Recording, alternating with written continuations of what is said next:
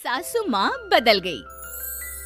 कहानी उस घर की है जहाँ बहू और बेटी को एक माना जाता था, लेकिन फिर अरे शिखा बेटा, तू रसोई में क्यों घुसी रहती है? जा, रोटी मैं बना लूंगी। नहीं नहीं माँ जी, आप बैठिए, बस सारा खाना बन ही गया है। श्वेता को बोल देती हूँ, वो खाना लगा देगी सबका। सॉरी भाभी, मेरे पास वक्त नहीं है। माँ, मुझे पैसे देना, पार्लर जाना है। हाँ हाँ चली जाना, भाभी को भी ले जाना। वो भी जाने को बोल रही थी पार्लर, पर पहले ना मदद कर दे उसके खाना लगाने में। देख माँ, वो बहू है, उसे बहू रहने देना, इतना सर पर मत चढ़ा भाभी को। श्वेता, ज्यादा मत बोला कर। बहू और बेटी में कोई फर्क नहीं होता है। जा जाकर काम कर। ननद को माँ का भाभी से इस तरह प्यार करना बिल्कुल अच्छा नहीं लगता। वो बार बार किसी न किसी तरह माँ को भाभी के खिलाफ भड़काती रहती, लेकिन कोई फायदा ना होता। एक रोज, अरे बेटे किशन, जा बहू को कहीं घुमा कर ला, सारा दिन घर में काम करती रहती है। हाँ हाँ माँ, हम लोग जा रहे हैं ना गोवा। अच्छा जी, भाभी ने तो हमें बताया भी नहीं। वैसे तो सारी पंचायत करती है, ये गोवा वाली बात क्यों छुपा गई हमसे? अरे क्योंकि उसे खुद नहीं पता था बहन। मुझे टिकट सस्ती मिल रही थी तो मैंने बुक कर दिया। हाँ शिखा, पैकिंग कर ले, संडे हम जा रहे हैं गोवा। दोपहर में शिखा पैकिंग कर रही थी कि सास आ जाती है। ये क्या बहू, साड़ियाँ? अरे गोवा जा रही है घूमने या फिर शादी में मायके हैं? माँ जी, ऐसा कुछ है ही नहीं, समझ में नहीं आ रहा क्या रखूं कपड़े में। अरे तेरी और श्वेता की साइज तो एक ही है, उसके कुछ मॉडर्न कपड़े ले ले, आकर लौटा देना। हाँ माँ जी, ये ठीक रहेगा। शिखा श्वेता के पास जाती है और उससे कपड़े मांगती है। ना जी ना, मैं अपने कपड़े ना दूं, वैसे भी फैल जाएंगे मेरे कपड़े, बहुत महंगे वाले हैं। शिखा मुंह लटकाकर कमरे में आ जाती है तो सास कहती है, चल तैयार हो जा, तुझे मैं शॉपिंग करा कर लाती हूँ गोवा की। बस फिर क्या था, सास बहू निकल जाते हैं मार्केट और एक से बढ़कर एक ड्रेस खरीद कर घर आते हैं। पहले बता देती कि नए कपड़े दिलाने वाली है भाभी को, तो मैं अपने ही दे देती ना भाभी को, मुझे दिला देती नए कपड़े। देख श्वेता, परिवार का मतलब सबके साथ रहना होता है, ना कि सिर्फ अपना सोचना। वैसे भी तुझे अच्छे संस्कार सीखने चाहिए। और रही बात कपड़ों की, तो शिखा, आज से घर पर भी तू मॉडर्न कपड़े ही पहनेगी। कोई जरूरत नहीं है ये साड़ी वाड़ी लपेटने की। अब क्या था, घर पर श्वेता और शिखा एक जैसे रहते। एक बार पड़ोसन आती है। अरे बेटा, अपनी माँ को तो बुलाना जरा, बात करनी है। शिखा सास को बताती है और रसोई में चली जाती है। ये आपकी बेटी बहुत बड़ी हो गई है, इसके लिए एक रिश्ता है, कहो तो बता दूं। ये बेटी नहीं बहू है, घर में सब एक जैसा ही रहता है। वैसे मेरी बेटी भी बड़ी हो गई है, कोई रिश्ता हो तो जरूर बताना।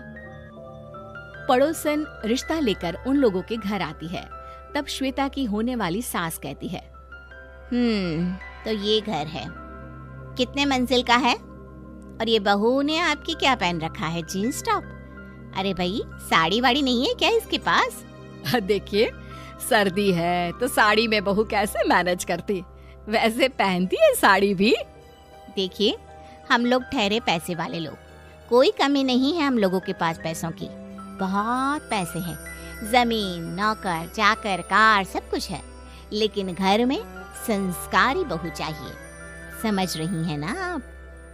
सास कुछ कहती कि श्वेता बोल पड़ती है, हाय रे, नौकर चाकर से लेकर जमीन, कार, पैसा, हाँ, मुझे रिश्ता मंजूर है मुझे। अरे रुक जा श्वेता, मैं बात कर रही हूँ ना। देखिए, हम लोगों के घर इतनी आजादी नहीं मिलेगी। अरे हाँ कर देना माँ, हाँ कर दे जल्दी से। सास क्या करती, बेटी की शादी ऐसे घर में कर देती है जहाँ ना उनके विचार मिलते हैं और ना ही आचार। शादी के बाद एक रोज फोन पर, श्वेता बेटा, एक बार घर आ जा, बहुत दिल करता है तुझे देखने का। माँ, वो घर पर बहुत काम होता है, कैसे आऊँ? बड़ा घर है, लेकिन आने जाने वालों की लाइन ही लगी रहती है। बेटा मैं तो जानती थी उस घर का हाल, लेकिन तू ही नहीं मान रही थी। माँ देख, हर घर का यही हाल है। तेरी बेटी को यहाँ घूंघट हटाने की परमिशन नहीं है और एक तरफ भाभी स्कर्ट पहनकर घूम रही है। बेटा मुझे क्या पता था कि मेरी बेटी को ससुराल के नाम पर पिंजरा मिल जाएगा। अच्छा माँ, फोन रखती हूँ, सास को गर्मा गर्म रोटी खिलानी है। तुम लोगों की तरह नहीं कि एक रोटी बनाओ, एक सब्जी बनाओ, फिर सारा दिन फ्री होकर घूमो। सास फोन तो रख देती है, लेकिन सोच में पड़ जाती है कि एक तरफ बेटी जिसे कोई आजादी नहीं, वहीं दूसरी तरफ बहू जिसे देखकर लगता ही नहीं कि उसकी शादी भी हुई है। अगले रोज। शिखा, अरे ओ शिखा। हाँ माँ, क्या हुआ? कुछ चाहिए आपको? मैं जिम जा रही थी। जिम के कपड़ों में बहू को देखकर सास को घूंघट में अपनी बेटी का ख्याल आता है।